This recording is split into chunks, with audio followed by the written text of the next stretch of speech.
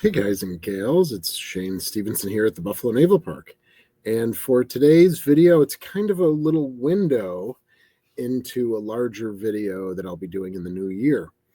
And this is actually using some photographic evidence of conversions from light cruisers or cruisers to guided missile cruisers. And again, using some photographs. Now, in my years here, I haven't come across many photographs of actual shipyard conversion work, specifically of the Clevelands, or many, even the Boston or Canberra, those heavy cruisers, CAG-1 and CAG-2, or subsequently the Albany class, which is also Baltimore's converted into Albany class as well. So it looks like I might need to do a little more digging to maybe Naval Heritage and History Command has some, National Archives have some, or maybe you have access to some. But this PowerPoint will kind of give a little insight into where my mind is going for 2025 in terms of not just blueprints, but photographs as well. So let's take a look. All right, from guns to missiles on U.S. cruisers. All right, so if we do a review, I guess you'd have three pillars going at the same time. You have the growth of the 3T program, Terrier, Talos, Tartar. We've talked about those in the past.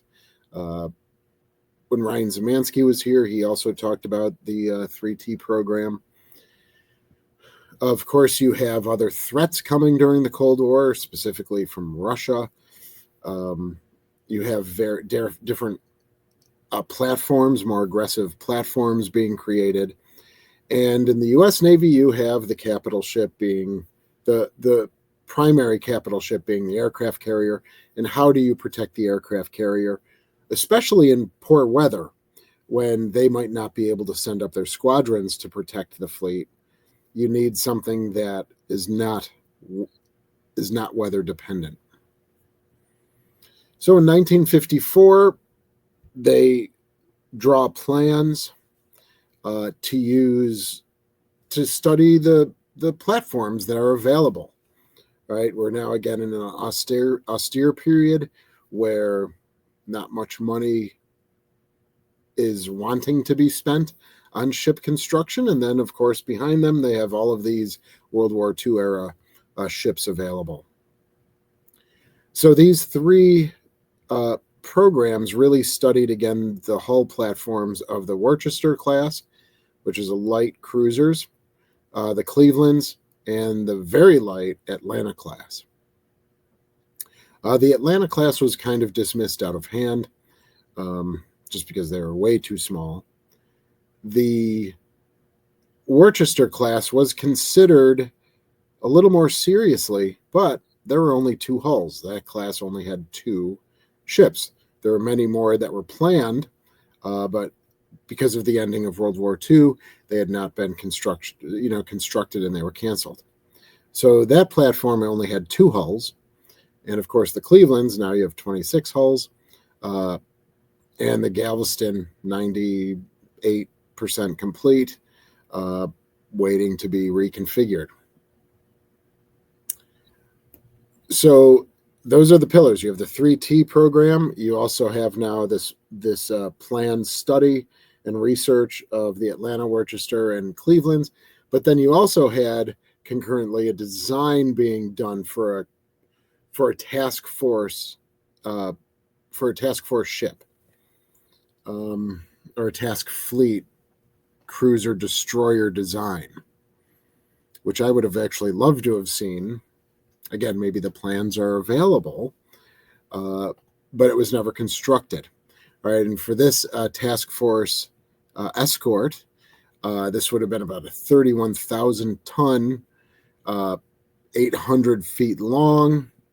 It would have been able to carry the Talos Terrier and have a hangar for helos. It was meant to be nuclear powered and travel at about 34 knots top speed with about 160,000 shaft horsepower. So rather large. But of course, what are we talking about? Money. So that doesn't even get off the drawing board, the proverbial drawing board. So Worcester class, not enough hulls. The Atlanta class, just not big enough. You have the Clevelands, but you also have the Baltimores. So most of the Baltimores are still in service at this time as they're planning and studying this. But of course, CAG1 and CAG2 are Baltimore class carrying the Terriers. And then that leaves CLG3, the Galveston.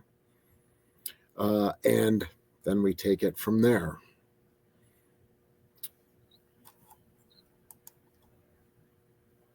So before continuing, I'll assume that some of you know this, some of you maybe don't, but this is the Ship Characteristic Board, or the SCB.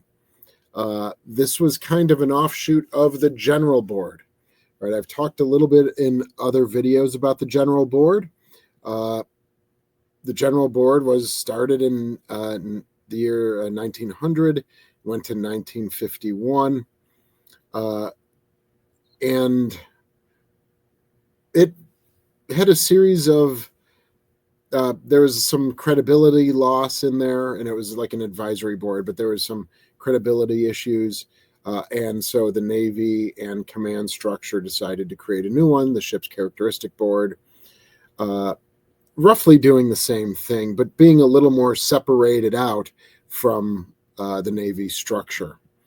And the Ship Characteristic Board would examine, analyze, and be the arbiter between competing Navy departments, especially Navy operators, those out at sea, and the ship's designers and builders.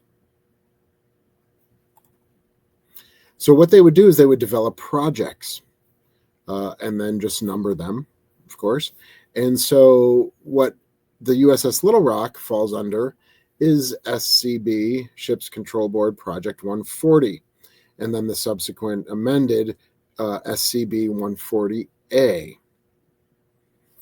Right, and they really, obviously there were a lot of changes, okay, but this really focused on the building of a missile house, the building of a larger and better communications and radio systems, guidance and tracking systems of one of the three Ts, whichever would be placed on board. And of course, studying the Talos or Terrier system as well. And so I kind of highlighted, just in general on a Little Rock blueprint, some of those areas that they really focused on during this project. And of course, when you have the 140A, now you have to create a flagship. All right, so that's what the 140A does, was an amendment for the flagship creation. And so I've highlighted some of those areas there. For the Terrier conversions of the light Cleveland class, the light cruisers, that fell under SCB 140, Project 146. And again, to break it down, 3, 4, and 5 were Talos, 6, 7, and 8 were Terrier. And then you have the Terrier, Boston, and Canberra. And then later, of course, they bring Baltimore's back with the beginning of the Korean conflict with the 3 ships of the Albany class, which were Baltimore's, but converted into guided missiles as well.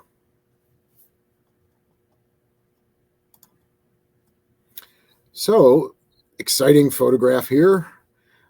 This is the Springfield CLG-7.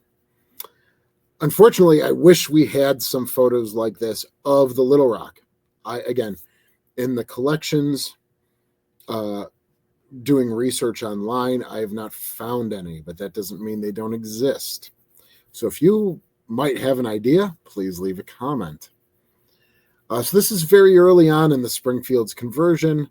We're looking at about October 1958 or so. And then I'm going to zoom in a little bit. This is really very a shot, a photograph that contains a lot of nice information, and I'll cover some of that. So what I'm first going to focus on is they're rebuilding that superstructure. All right, you see the 3-inch gun in the lower right hand of the photograph. Directly behind that are some fan rooms, and those are the 3 doors on the main deck that you see, and that ring for Mount 51. And then you're looking inside the 01 level. So for the Little Rock, this would be, there's a head there, a water closet, and some staterooms. And you might even be able to see some of the interior bulkhead work. When you go above that, now you're on the 02 level. So what we're seeing there is potentially the beginnings of the atomic strike space, a flag message office, and some classified spaces that would then lead forward into the flag plot room, where the admiral would control the fleet. And then above that, you now have the 03. You can see it's totally being just built from scratch.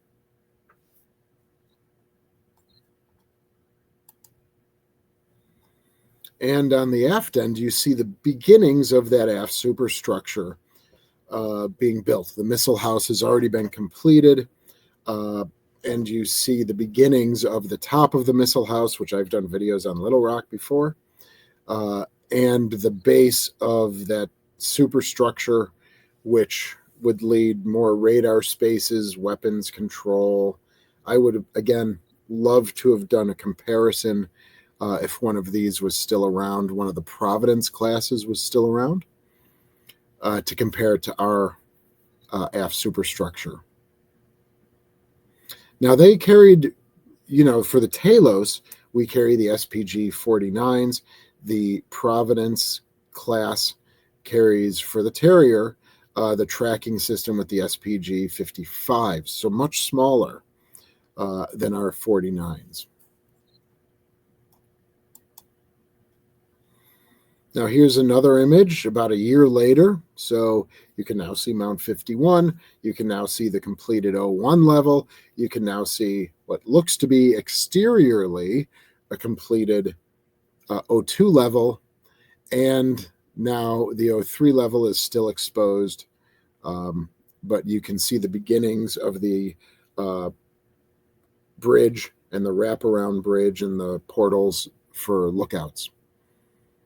What you don't see here is right above the Mount 51, you'll see that dark line. I think I may have zoom in a little bit, okay? So if you look in the lower right, you'll see some searchlights, but you don't actually see the windows that eventually would be placed on. All right, so if you looked at especially flagship CLGs, you'll see 2 rows of lookouts and windows. So here you don't see any. So even though the bridge has been extended out, you have the 2 or 3 searchlights there. They haven't placed the window panes in place yet. And then, of course, on the back now, you're seeing, if you can make that out with all the cranes and all the steel work, you can now see the beginnings of the SPG 55 tracking system being put into place.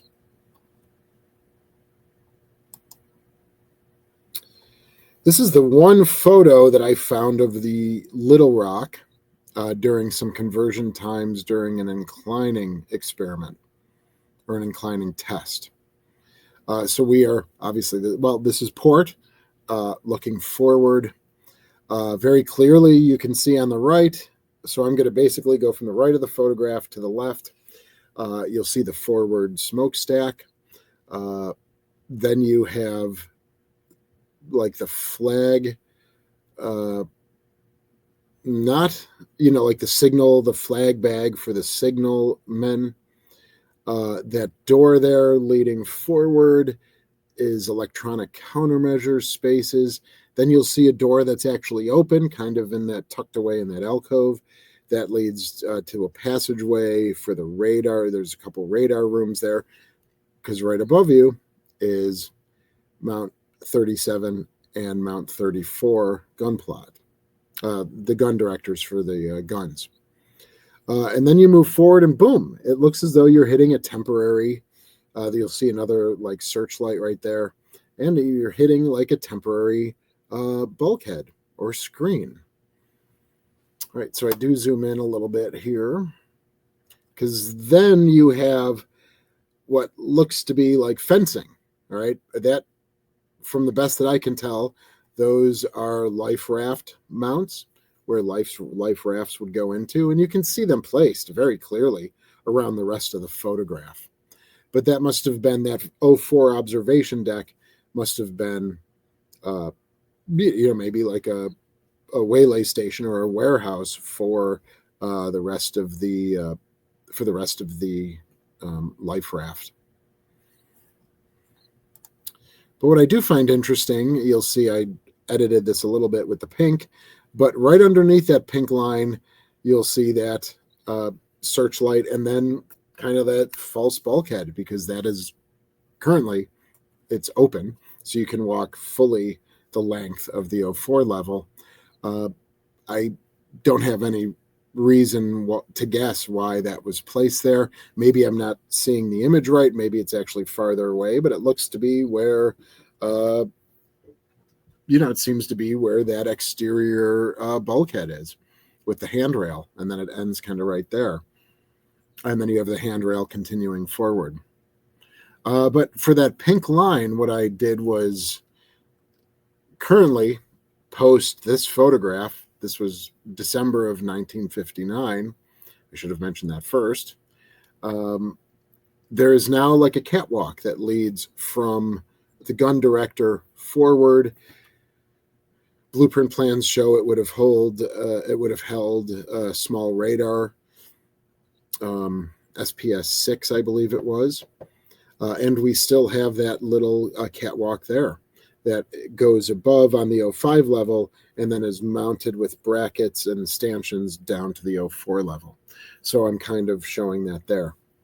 But unfortunately, this seems to be, as of what I've found, the only picture of Little Rock during that 1957 to 1959, 1960 conversion. Again, if you know more, please let me know. Or I should just reach out to the National Archives and the Naval Heritage and History Command. And I think that's it. Yes. So I'm looking for photographic evidence of SCB-140/SCB-140A. Their conversions, either, doesn't matter. Any information is better than no information. So any one of the 6 that have been converted using photographic evidence, I would like to do a much longer video, much more detailed video. If there was a treasure trove of conversion photographs out there, you would be really able to study the growth, like I kind of showed you here a little bit, and some of the interior structures before it's fully complete and ready to be recommissioned. Thanks for your support with this video and all of our videos. I hope you have a happy holiday and a Merry Christmas and Happy New Year. And, we'll see you soon. All right. Thanks, everyone, and take care.